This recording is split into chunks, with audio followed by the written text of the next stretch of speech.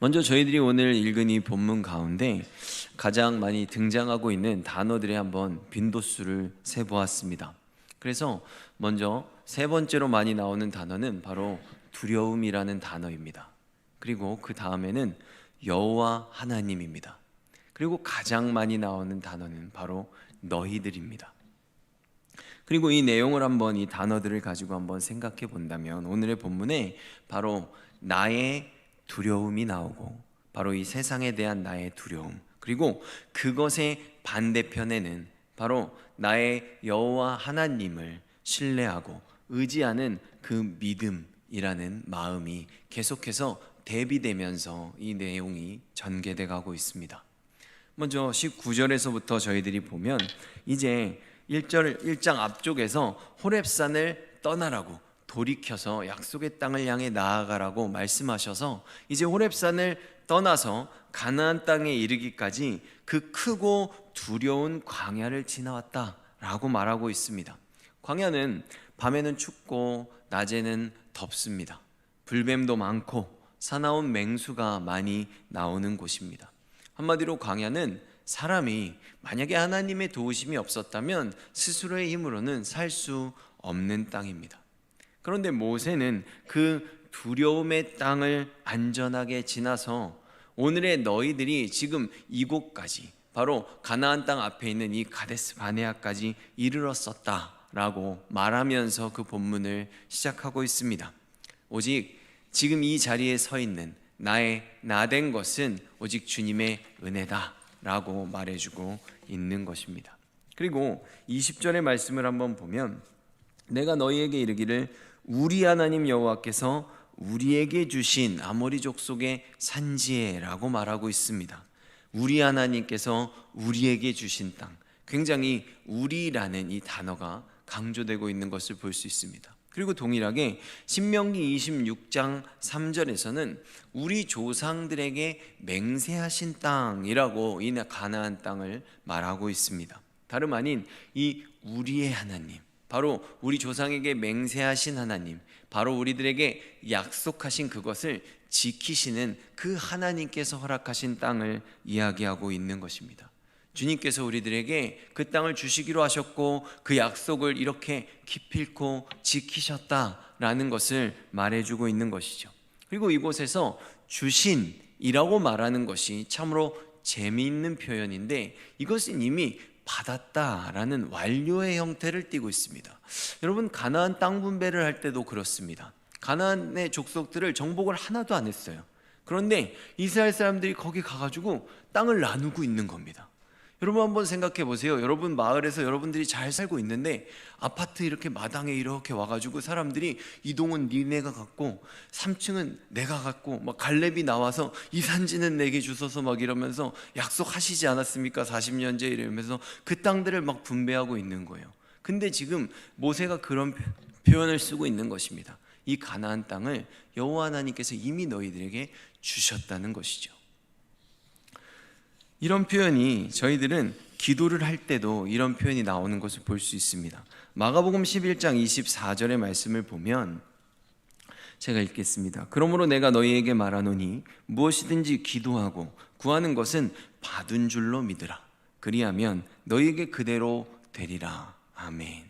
이처럼 믿는 자들이 어떤 기도냐, 다 내 뜻대로 아무거나 구한다 그래서 다 받은 줄로 믿으면 안 됩니다. 아버지의 뜻대로, 지금 이것은 약속의 땅이지 않습니까?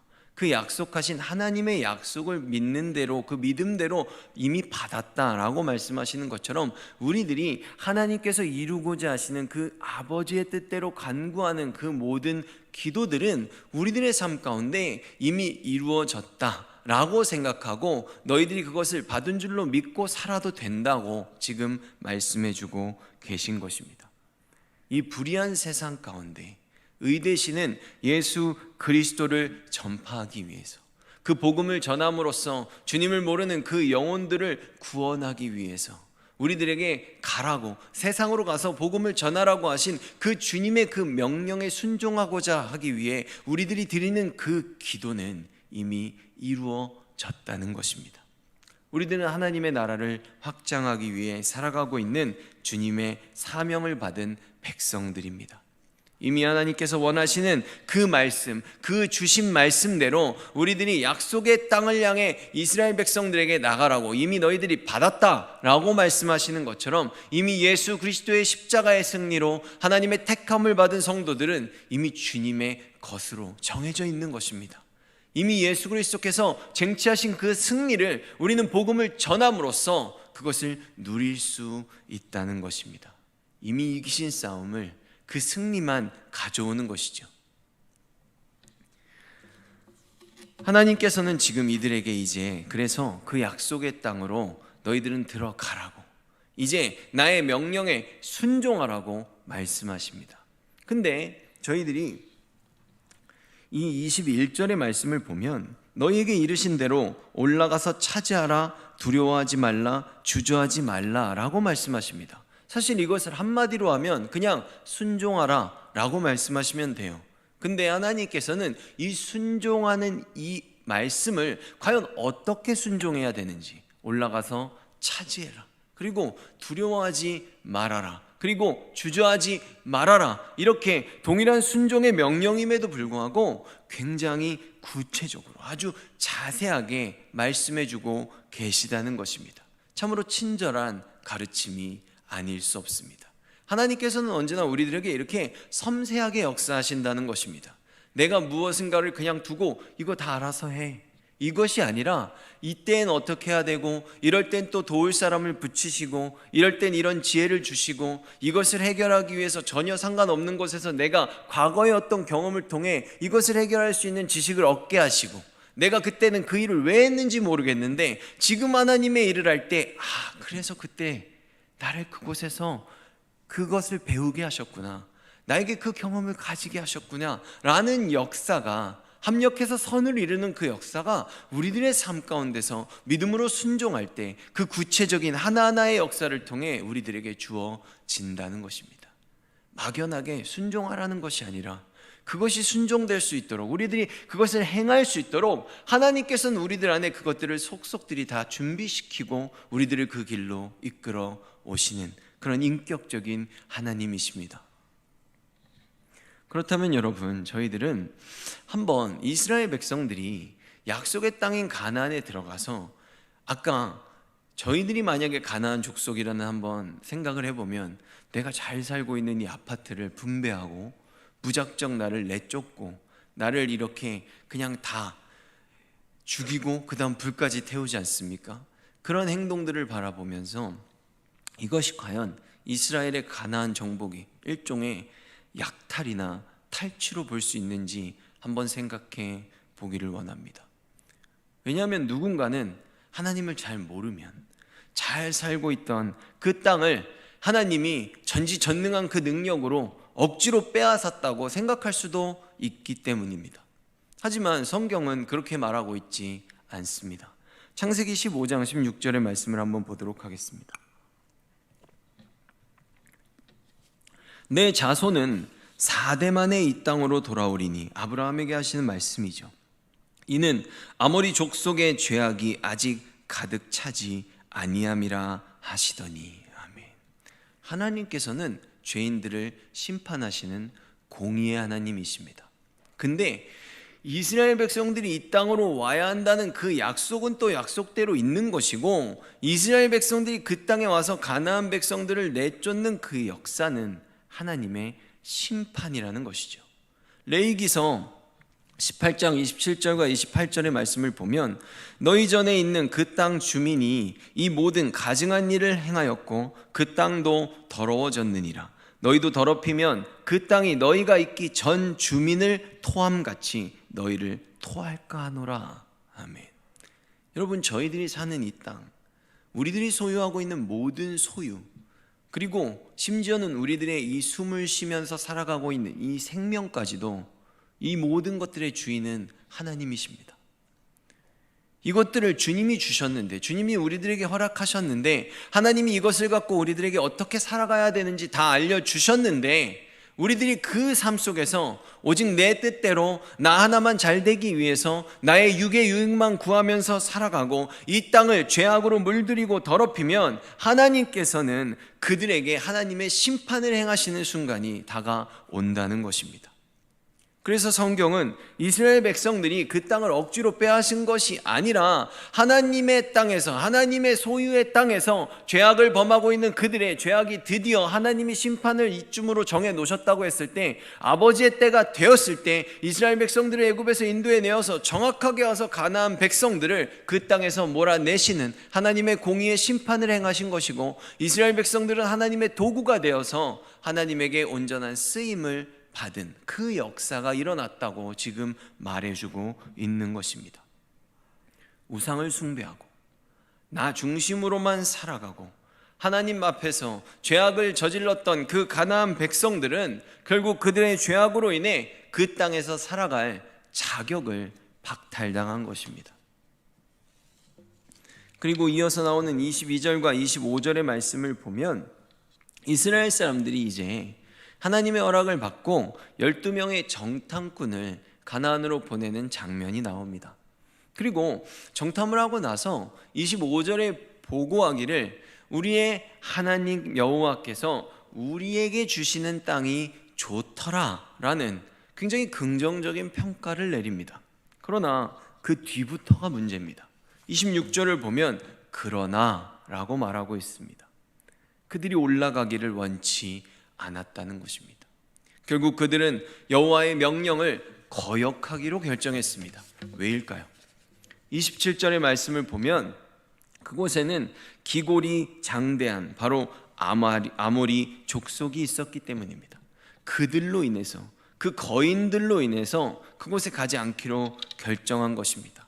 그리고서는 말하기를, 근데 이 말을 어디서 했다고 말합니까? 장막 중에서 했다고 말하죠. 그 집 안에서 말하는 얘기를 지금 전해주고 있는 것입니다. 여호와께서 우리를 미워하신다. 그래서 우리를 아모리 족속의 손에서 멸하시려고 이곳까지 데리고 오셨다라는 아주 심한 원망의 말을 내뱉고 있는 것입니다. 여러분, 저희들이 이 상황을 잘 생각해 봐야 됩니다. 겉에서만 신앙이 좋아 보이고 겉에서만 정탐하고 돌아와서 뭐 대단한 일을 한 것처럼 보이지만 막상 집 안에 와서는 두려워하고 하나님을 욕하고 있는 이러한 신앙의 모습들, 막상 밖에서는 의로운 척하고 선한 행동을 하고 여러 가지 봉사를 하는지 모르겠지만 막상 나의 개인의 삶으로 돌아가서 아무도 보지 않는 그곳에서 특히 홀로 있을 때 내가 범죄하고 있다면 하나님은 지금 이들의 모습과 우리들의 모습이 무엇이 다른지 한번 우리가 저울질을 해보기 원합니다. 코람데오라고 합니다. 하나님 앞에 서 있는 신앙이죠. 제가 중고등부 학생들에게 가끔씩 설교를 할 기회가 있으면 꼭 얘기합니다. 너희들이 보고 있는 그 모니터를 하나님도 같이 보고 계시다는 것을 잊지 말라고. 우리들의 삶도 언제나 하나님 앞에서 깨끗하기를 부탁을 드립니다. 하나님께서는 10가지 재앙을 일으키셨습니다.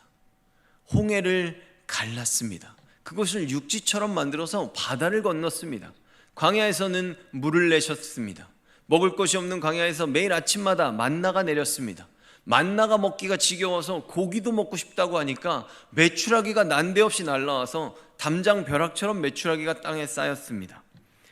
이 모든 것들을 다 주셨는데 이 모든 역사가 결국 아모리 족속 있는 데까지 그렇게 기적을 일으켜서 데려와서 여기서 죽이려고 하나님이 역사하셨다고 말하는 것은 너무나도 악한, 참으로 배은망덕한 발언이 아닐 수 없는 것입니다.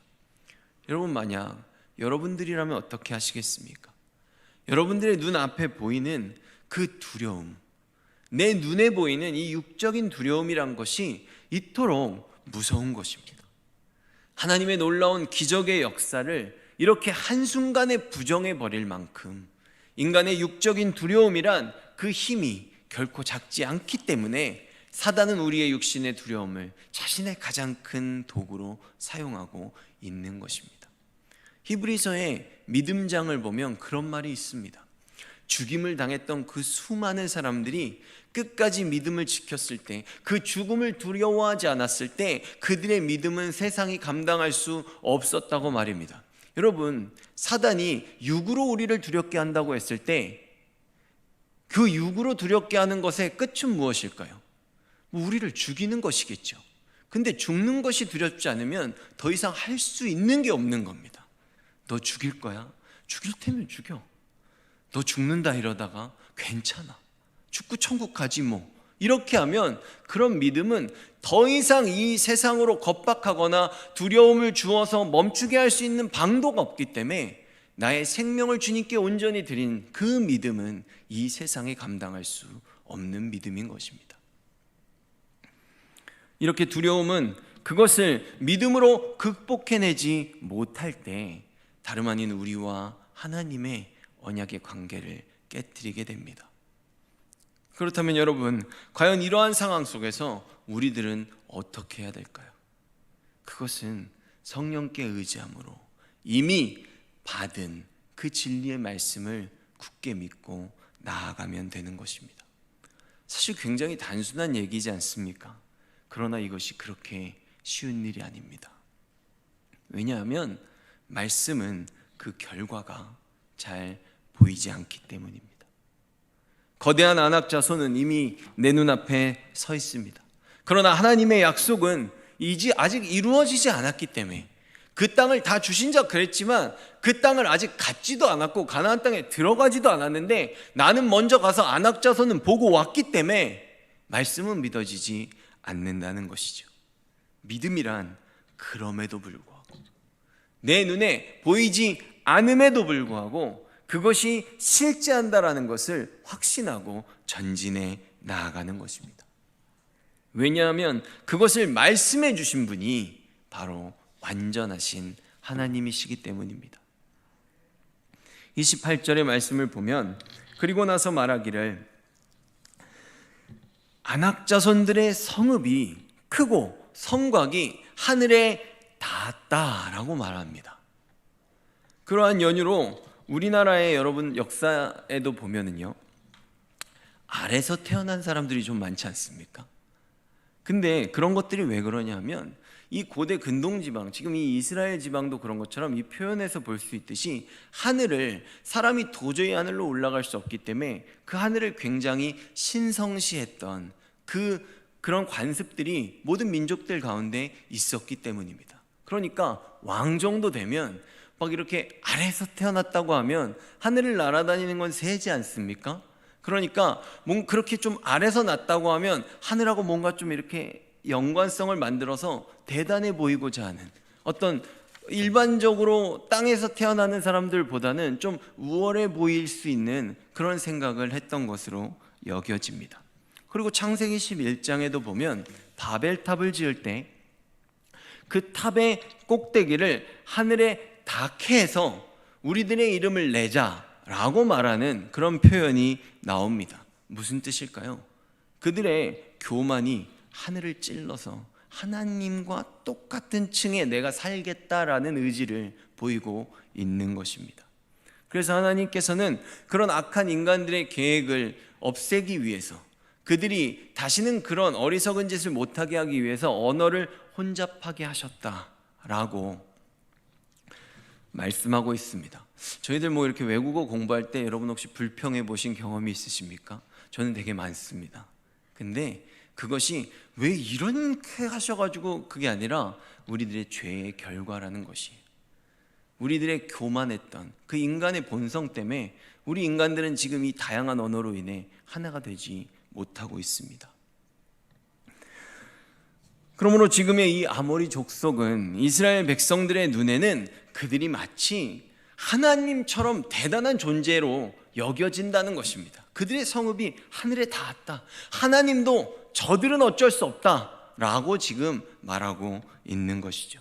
애굽에서도 홍해에서도 광야에서도 하나님보다 높은 것은 없었습니다. 그러나 이들은 지금 아모리 족속은 하나님과 동등된 높이의 성읍을 가지고 있다라고 말하고 있는 것입니다. 사실 이러한 연유로 모세는 오늘의 본문의 첫 구절을 다룰 때 두려운 광야를 지나라고 말했습니다. 왜? 이스라엘 백성들이 지금 이 아낙 자손들을 보면서 두렵다고 말하고 있기 때문이죠. 너희들은 지금 광야나 홍해나 애굽 백성이나 그것들은 보다도 아낙 자손이 더 대단하다고 말하지만, 모세는 이미 너희들이 지나온 그 두려운 광야도 절대로 이 아낙 자손에 비해서 못하지 않다. 절대로 살아올 수 없는 그 시간을 지나 여기까지 온 그 두려움을 이겨내게 하신 그 하나님은 아낙 자손도 아무것도 아니라고 지금 말하고 있는 것입니다. 29절의 말씀을 보면, 그래서 모세는 그들에게 또다시 종용하고 있습니다.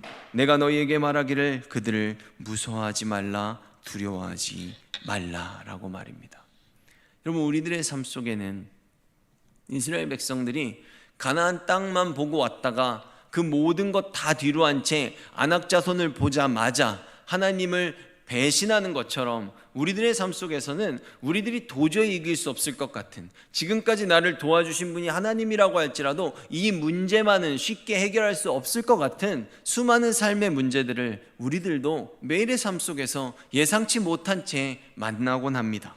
하늘처럼 높은 성읍을 가진 그 아낙 자손들 앞에 서 있는 우리들에게도 오늘의 주님께서는 동일하게 말씀하십니다.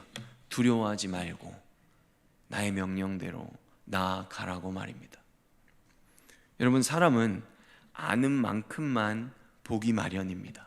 그래서 똑같은 장면을 봐도 그것을 더 잘하는 사람은 더 많은 것을 배우곤 합니다. 그래서 두려움에 갇힌 우리들은 하나님의 위대한 능력을 볼 수 없는 것입니다. 누가복음 5장 4절에서 6절의 말씀을 보면, 제가 읽겠습니다. 말씀을 마치시고 시몬에게 이르시되 깊은 데로 가서 그물을 내려 고기를 잡으라.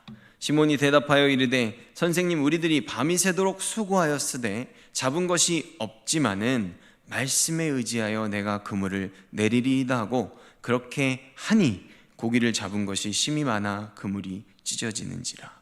아멘. 여러분, 베드로는 밤새도록 고기를 잡지 못했습니다.